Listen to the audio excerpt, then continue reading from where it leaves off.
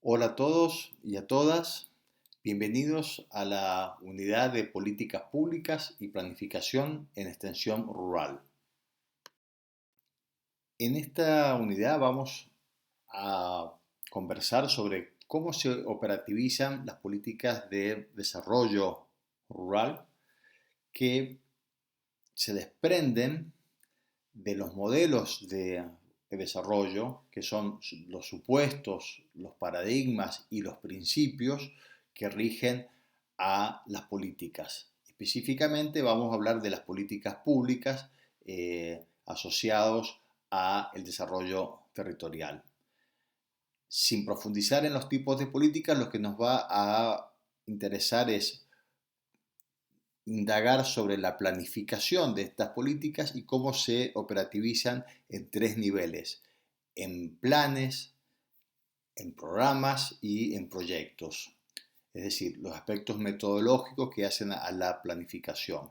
Nos detendremos en la parte de proyectos, ya que es la unidad principal de intervención de los extensionistas.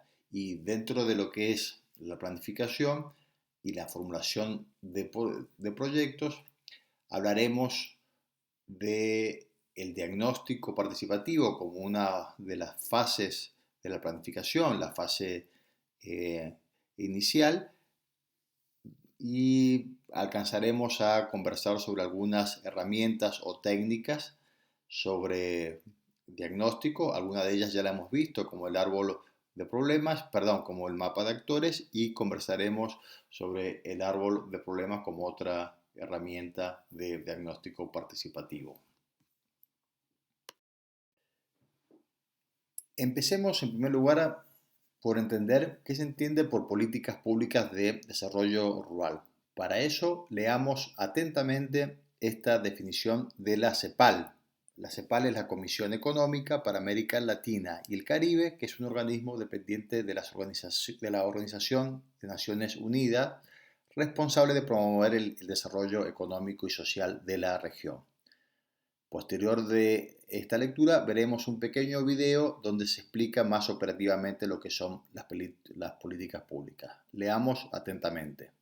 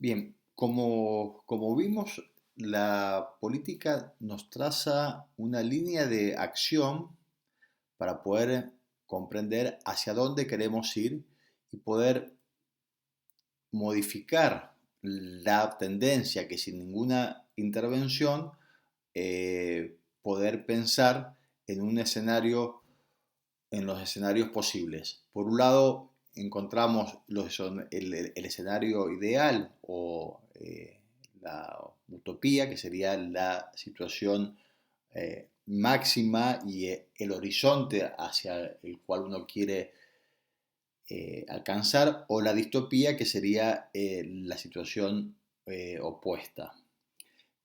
Entre la tendencia actual y la utopía es donde está la apuesta a partir del cual se implementan las políticas públicas. Y en este ámbito, en este espacio pintado de color violeta, es el espacio de la planificación de la política.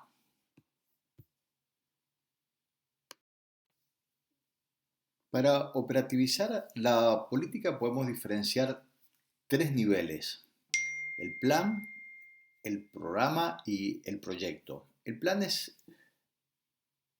la, la forma más general de la planificación, más amplia, es la que de alguna manera está diseñada por los niveles centrales de quienes tienen la responsabilidad política y plantea los objetivos y directivas generales.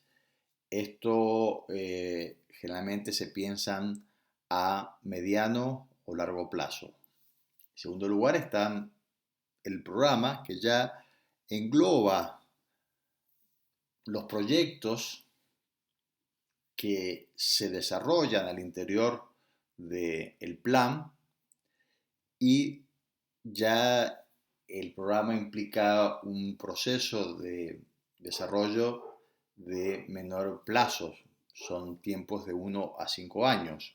Ya es un nivel más programático y más operativo. Y por último, es el proyecto como unidad mínima de planificación, que ya es un conjunto de actividades que están vinculadas entre sí y que movilizan recursos, tanto financieros como humanos, en un periodo acotado de tiempo. Bien, entonces, en la punta de la pirámide encontramos la política. Posteriormente sigue el plan, que es un documento que hace referencia a las decisiones de carácter general que expresan los lineamientos políticos fundamentales. Posteriormente, el programa, que refiere al conjunto organizado, coherente e integrado de actividades, servicios o procesos dirigidos a un fin. Establece también los tiempos para alcanzar los objetivos del plan y la dotación económica para los proyectos que de él se desprenden. Y por último, los proyectos, que son el conjunto de actividades concretas, interrelacionadas y coordinadas entre sí para la consecución de los objetivos establecidos en el programa. Representando gráficamente, podemos encontrar entonces el plan, que define las líneas de acción de la política a partir de las prioridades. En segundo lugar, los programas que se desprenden del plan, donde se organizan los procedimientos, los plazos, las actividades y recursos. Y por último, los proyectos, que ya elaboran los procesos de intervención específicamente y su puesta en práctica y el uso de los recursos. El proyecto es la unidad más estructurada y detallada, y podríamos agregar la actividad, que ya es una unidad básica de trabajo y describe las acciones concretas. Y el último nivel es la tarea. Vamos a dar un ejemplo general de lo que estamos viendo hasta ahora. Una política sería la inversión en capital humano mediante la capacitación de jóvenes para el sector rural. Un programa sería, por ejemplo, un programa provincial de capacitación juvenil. Un proyecto, una capacitación en buenas prácticas agrícolas.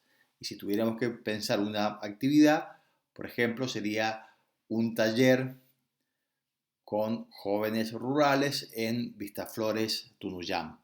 Y si quisiéramos ir más micro aún, diríamos que una tarea puede ser la contratación del salón o la contratación de los docentes capacitadores o lo de los refrigerios para los participantes. Un ejemplo en el ámbito rural sería las políticas de desarrollo vitivinícolas y ahí podemos encontrar el PEVI, el Plan Estratégico Vitivinícola 2020, del cual se desprenden dos programas, uno el programa de apoyo a los pequeños productores y el otro el programa de fortalecimiento del mercado interno. Y a su vez estos programas contienen proyectos. Uno es son los centros de desarrollo vitícolas, por un lado el PROVIAR, y del programa de fortalecimiento del mercado interno se desprenden los proyectos de consorcio de promoción. Para instrumentar una política, la realidad es que no nos encontramos un solo camino o una sola posibilidades. De la situación actual se plantea un objetivo y de ahí podemos encontrar distintas opciones o estrategias para poder alcanzar el objetivo.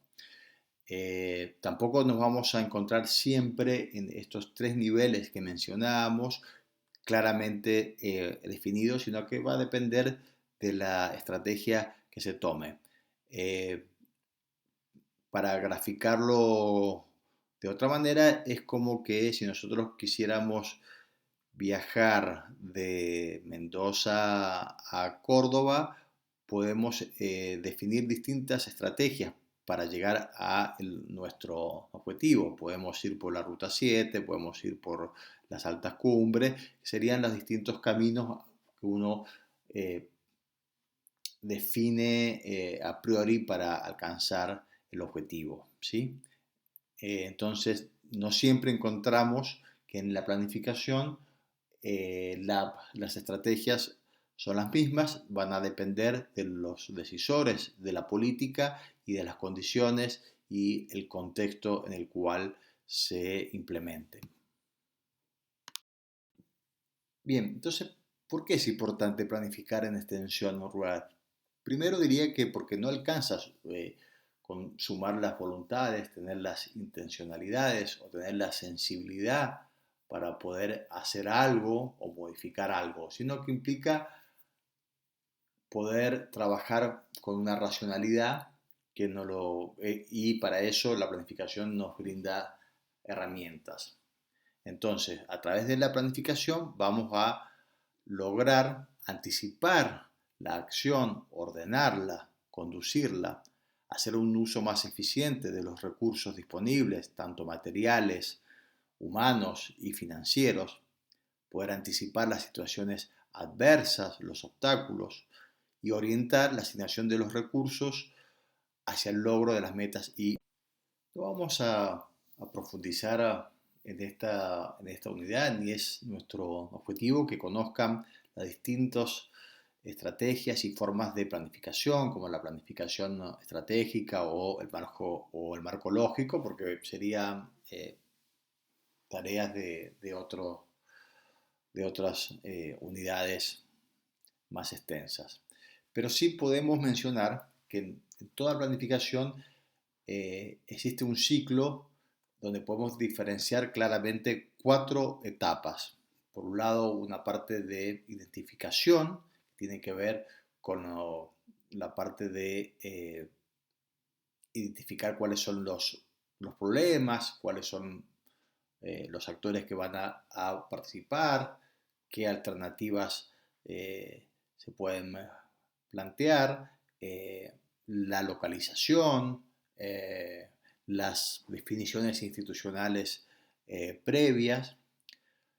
Posteriormente ya entramos al diseño propiamente de la planificación, donde ya se programan las actividades, los recursos, se eh, arma un documento del proyecto, es decir, hay un informe que da cuenta de esa planificación, una etapa ya de ejecución del proyecto y de seguimiento, es decir, donde se van monitoreando los avances y las dificultades en la implementación de ese proyecto o de ese programa. Para eso se requieren generar sistemas de información y por último una etapa de evaluación que generalmente es la que menos importancia se le da, menos cabida y menos tiempo, pero que no por eso es necesaria, donde podemos ver la pertinencia, la eficiencia, la eficacia, el impacto y la sostenibilidad de los proyectos o programas implementados. Y esto a su vez nos permitiría retroalimentar nuevamente otros procesos de intervención en nuevas acciones. Bien, nos vamos a detener ahora en explicar y conversar sobre lo que es un proyecto dentro de lo que es la planificación en extensión rural. Y es importante porque la mayoría de las intervenciones en el ámbito de la extensión se dan a través de la formulación de proyectos. Siguiendo las definiciones de la CEPAL, que cuando hablamos de política pública, tomamos esta definición para conceptualizar el proyecto como una unidad mínima de asignación de recursos que a través de un conjunto de procesos y actividades pretende transformar una parte de la realidad disminuyendo o eliminando un déficit o solucionando un problema. Existen distintos tipos de proyectos. Hay proyectos de inversión, proyectos públicos, proyectos privados, pero cuando hablamos en el ámbito de la extensión rural, un proyecto se lo entiende como un proyecto social, porque involucran aspectos de innovación tecnológica, pero también abordan temáticas como la capacitación, como la organización, la comunicación u otros aspectos organizacionales vinculados con la comercialización eh, o las compras comunitarias u otros tipos de actividades grupales.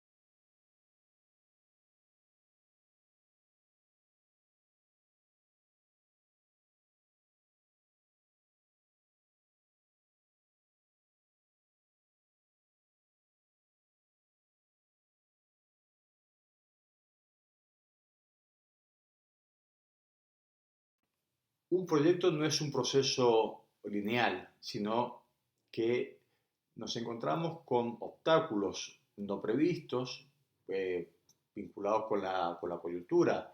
Por ejemplo, una devaluación vinculada con temas macroeconómicos seguramente intervenga en la ejecución de un proyecto de extensión. Entonces podemos tener tanto obstáculos que afecten negativamente como algunos aspectos que puedan facilitar. Entonces, en la lógica de un proyecto no seguimos un ciclo lineal, sino que vamos hablando que son arcos de coyuntura que se van modificando en función del contexto y de las realidades. El seguimiento y la evaluación nos permite poder identificar cuáles son las desviaciones que se van teniendo tanto desde el punto de vista negativo o aquellas que sean favorables o positivas con la finalidad de llegar a nuestra solución o el cumplimiento de los objetivos propuestos o, si no, para la reformulación de los objetivos iniciales.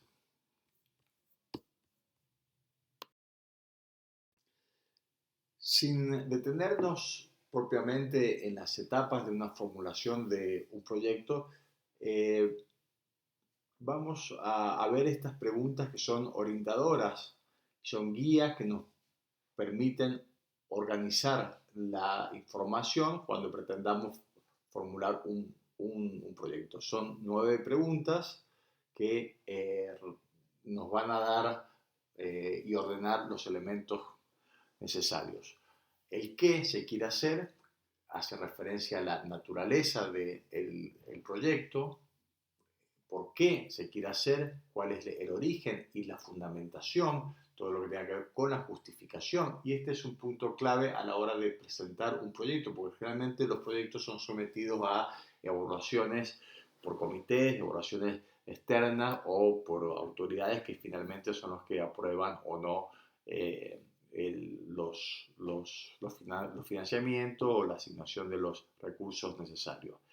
El para qué se quiere hacer, es decir, hacer referencia a los objetivos y los propósitos del proyecto, cuánto son las metas, es decir, poder traducir los objetivos a resultados cuantificables.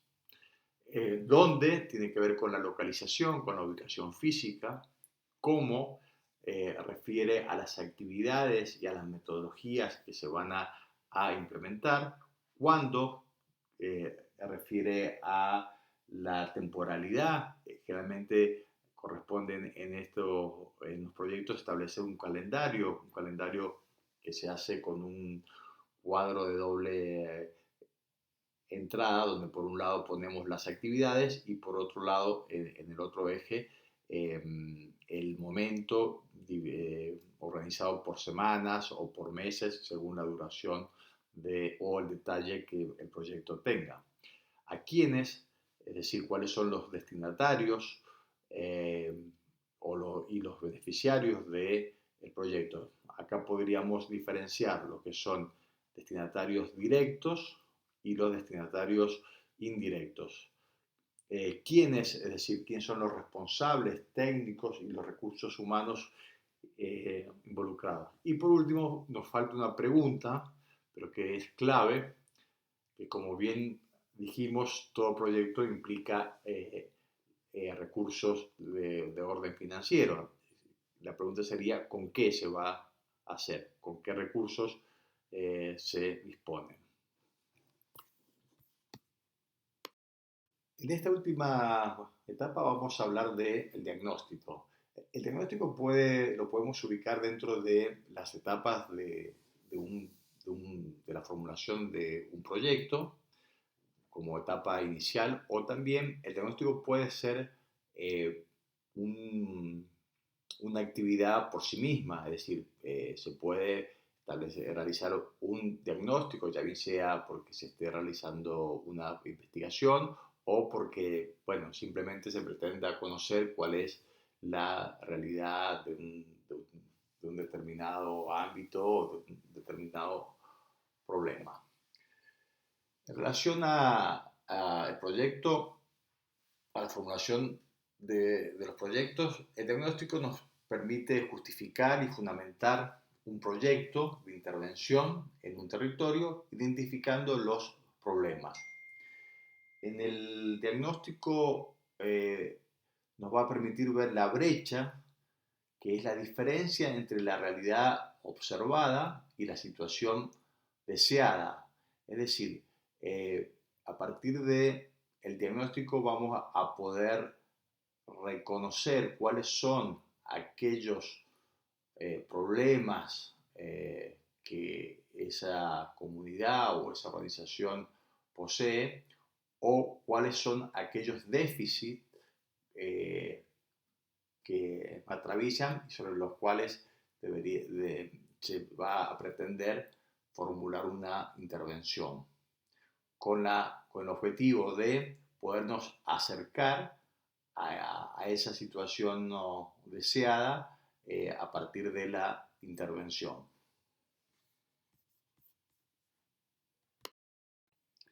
Nos tomamos un minuto para leer con atención una definición de lo que es un diagnóstico.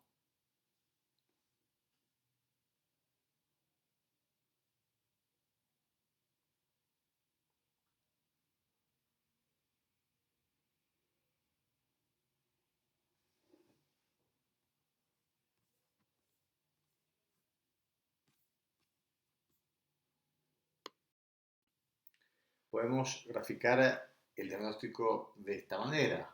En un contexto determinado, se identifican cuáles son los antecedentes, cuáles son los condicionamientos y los factores que intervienen para poder identificar cuál es el problema sobre el que se piensa intervenir y establecer un plan de acción a fin de modificarlo.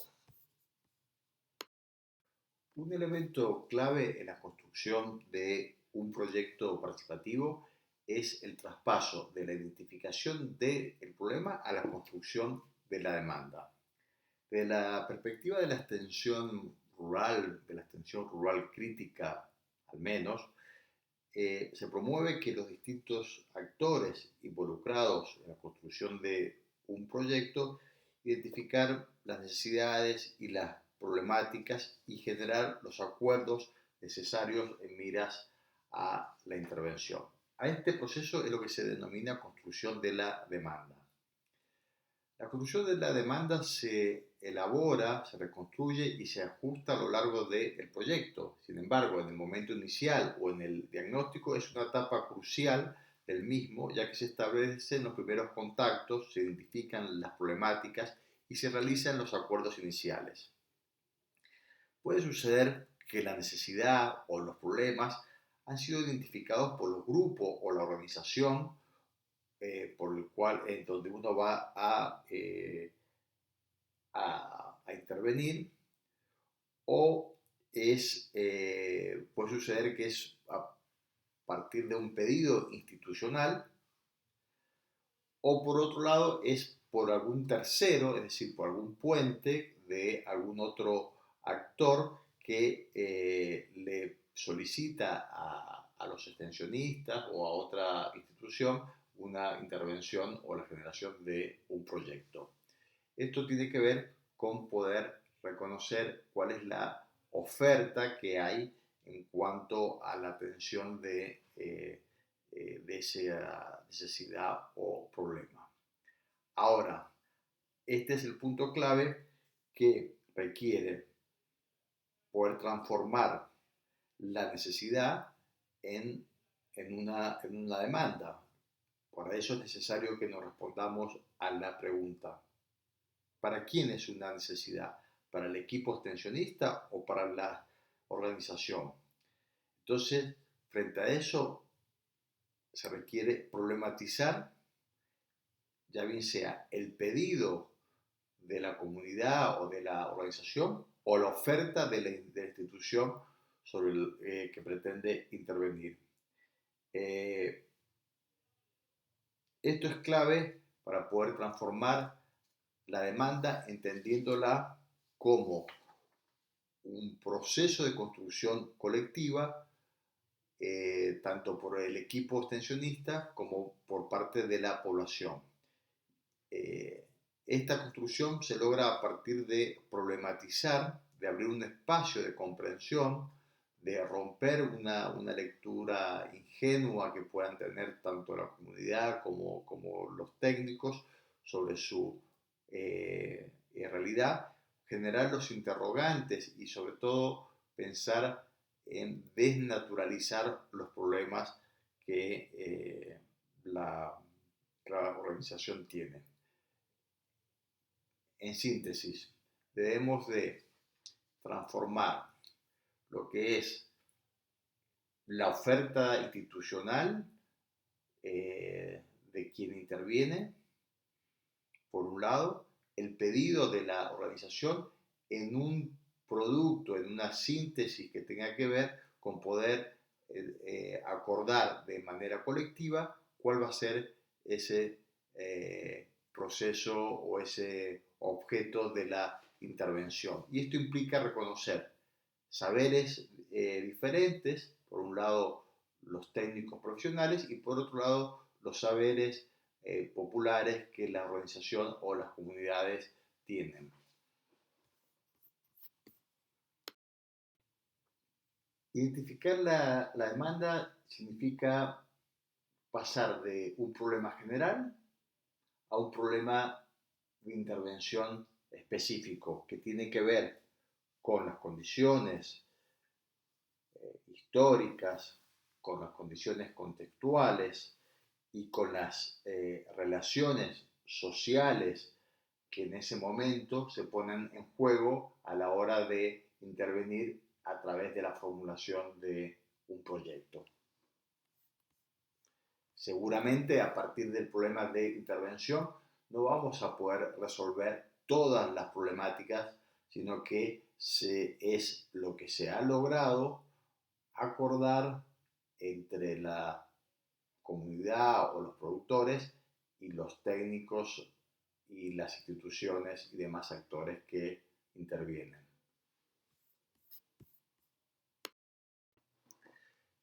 Para caracterizar el problema de intervención debemos de tener en cuenta, entre otras cosas, cuál es la situación inicial, es decir, la línea de base en el momento en que uno interviene, quiénes son los responsables y quiénes son los destinatarios del proyecto, así como los otros actores que intervienen, tanto como facilitadores o como obstaculizadores, la localización geográfica, espacial del proyecto, la duración, es decir, durante cuánto tiempo se va a estar acompañando a través de el proyecto y cuáles son los resultados esperados de la intervención. Todo esto, para decirlo sintéticamente, sería ajustar las expectativas entre el equipo extensionista que interviene y la población o los productores destinatarios de la intervención, de tal manera que se logre un acuerdo o un contrato común sobre las expectativas de la intervención. El diagnóstico de extensión rural tiene que dar cuenta al menos de alguno de estos 4 propósitos. Ser descriptivo, es decir, establecer cuáles son las características, describir cuáles son los rasgos de un determinado grupo, organización o comunidad. Ser explicativo, es decir, poder establecer cuáles son las causas y las relaciones de los problemas que se quieren abordar. Evaluativo, diferenciar los aspectos positivos y negativos vinculados al problema, y ser proyectivo en cuanto a poder identificar cuáles son las tendencias y formular las acciones correctivas. Todo esto debe permitir definir la estrategia para desarrollar las potencialidades y corregir los problemas identificados. Vamos a hacer un pequeño repaso histórico de cómo fue la evolución de los enfoques del diagnóstico en el ámbito rural. Hasta la década de 70, bajo el modelo de transferencia de tecnología, el diagnóstico era realizado por expertos y las metodologías fundamentalmente eran a base de cuestionarios, base de datos. Ya a partir de la década del 80 se ponen en marcha los sistemas de investigación de los sistemas agrarios provenientes de Francia originariamente y se analizan los sistemas y los distintos subsistemas asociados con los proyectos, es decir, los recursos naturales, la unidad de gestión. Estas iniciativas surgieron fundamentalmente desde las universidades y era realizado por expertos con una duración bastante extensa de 6 meses a 4 años. También en la década del 80 surge el diagnóstico rural rápido, que ya en este ámbito se realizan triangulación de metodologías, tanto por expertos como por integrantes de la misma comunidad. Esto fue implementado por universidades y organismos internacionales y eh, otra característica es que ya se incorporan también equipos interdisciplinarios para abordar los distintos aspectos o dimensiones. Las técnicas que se utilizan son entrevistas semi-estructuradas y ya la duración son de 4 a 10 días. A partir de la década del 80 y del 90 surge el diagnóstico rural participativo, donde además de los expertos y los técnicos, los actores aportan respuestas a partir de sus propias capacidades. Y no se limita solamente al sistema agropecuario, sino que a todas las condiciones socioeconómicas, políticas y culturales vinculados con la temática. Acá ya no es proveniente de las universidades ni los organismos internacionales, sino que son las organizaciones sociales que de alguna manera promovieron este tipo de metodologías asociados a la educación popular como herramientas fundamentales.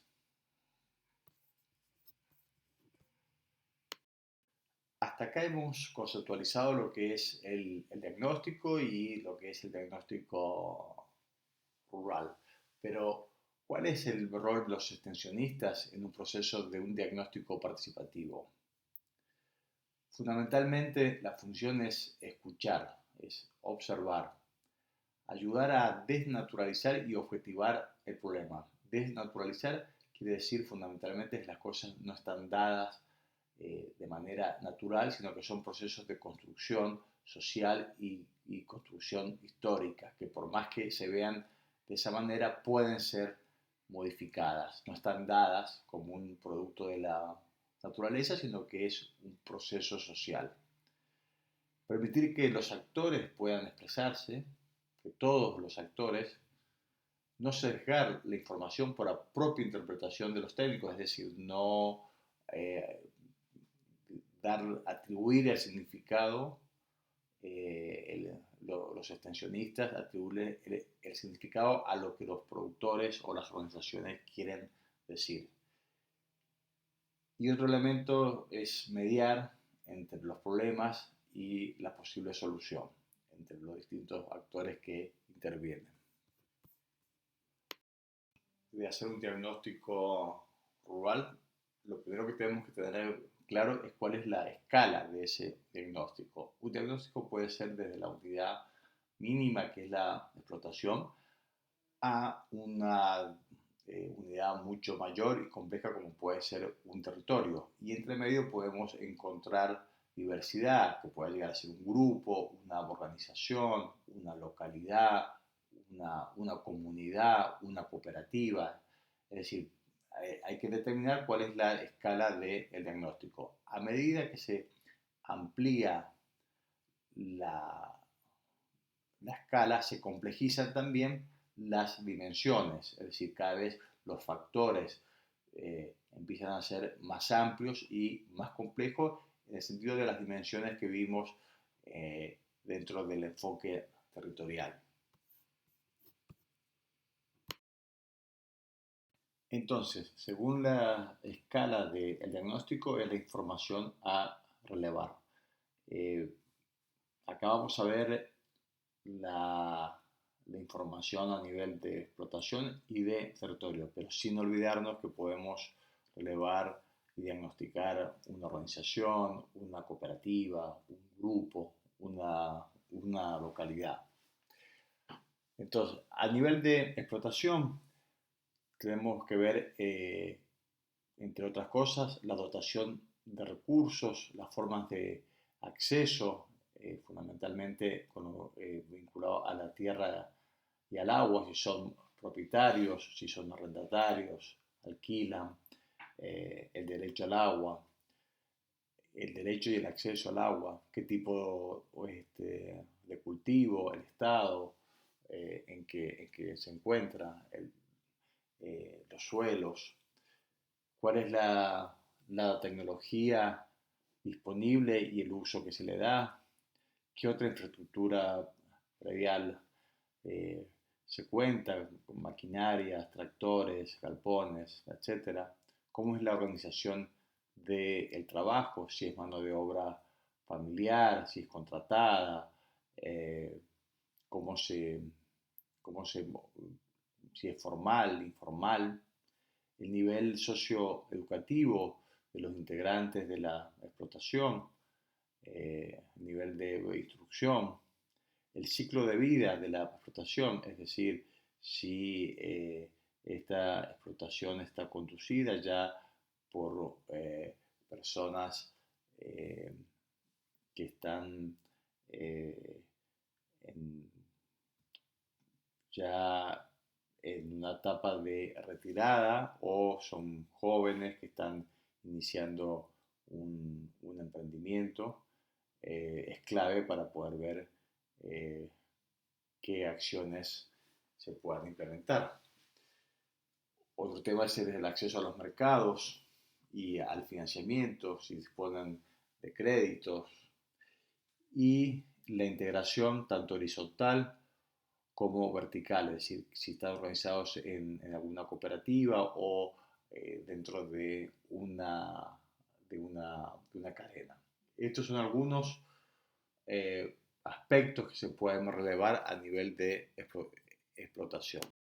Si nos vamos ya a la escala de territorio, recordamos acá tener presente las dimensiones ambientales, económicos productivos, socioculturales y político-institucionales. Entonces, algunas variables pueden ser cuáles son las características físico-naturales, la infraestructura de servicios, los tipos de productores y rubros predominantes, el mercado laboral, los insumos, la tenencia de las tierras, el acceso al agua, tecnologías, qué instituciones para el desarrollo, si se encuentran agencias de INTA u otros organismos. El tema de género y grupos vulnerables, si por ejemplo, si se trabaja con comunidades indígenas, las organizaciones de productores que se encuentran presentes, otras organizaciones o empresas, el grado de participación política que hay a través de distintas instancias gremiales, eh, de movimientos sociales o políticos. Todo esto asociado a cómo se van a dar las relaciones entre los actores eh, sociales y qué intereses hay en juego entre ellos. Entonces en el territorio vamos a encontrarnos con cuestiones más objetivas que tienen que ver con los límites, los accidentes geográficos, con la población, con la infraestructura disponible y con cuestiones más objetivas o latentes que tienen que ver con las relaciones entre las organizaciones, los conflictos, cómo se juega el poder, los intereses que hay en juego al interior del territorio. También podemos organizar el diagnóstico de acuerdo a la finalidad de la intervención, que seguramente esto va a estar definido por los mandatos o las condiciones institucionales a la cual pertenece el extensionista. Por ejemplo, puede ser aumentar los ingresos, mejorar las condiciones básicas para el desarrollo y la calidad de vida, el mejoramiento de la representación social y política, eh, o a cuestiones ambientales como destinadas a frenar o revertir la degradación de ecosistemas. Finalmente podemos organizar el diagnóstico según el tipo de intervención. Si nos encontramos en una modalidad de transferencia tecnológica, el diagnóstico va a ser claramente de tipo técnico-productivo. Si en cambio hay una mirada más amplia, además de lo técnico productivo, se pueden incorporar aspectos socio-organizativos, como pueden ser la integración de los productores, poder realizar compras comunitarias, los procesos de formalización, los procesos de representación y de desarrollo de las organizaciones. Bien, hasta acá llegamos entonces con la unidad de planificación y políticas vinculado con la extensión rural. A través de este pantallazo hemos hecho un rápido recorrido desde lo metodológico fundamentalmente para poder entender que la extensión no es solo una actividad eh, práctica o pragmática, sino que requiere de una racionalidad y de una lógica, y para eso, bueno, los instrumentos de planificación son sumamente útiles. Muchas gracias y nos vemos pronto.